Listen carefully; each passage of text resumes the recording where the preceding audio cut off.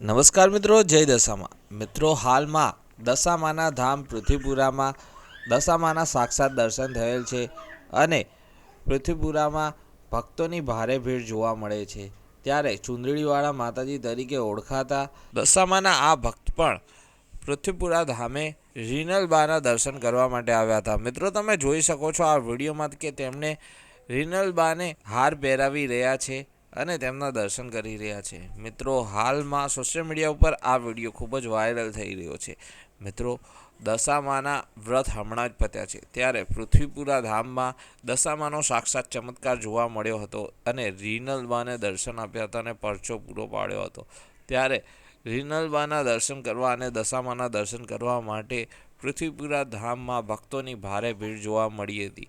મિત્રો, શું તમે પણ પૃથ્વીપુરા જઈને આવ્યા કે નહીં? કમેન્ટ કરીને જરૂરથી જણાવજો અને કમેન્ટમાં જય દશામાં લખવાનું ભૂલતા નહીં. દશામાં તમારી મનોકામના પૂરી કરશે. જય દશામાં.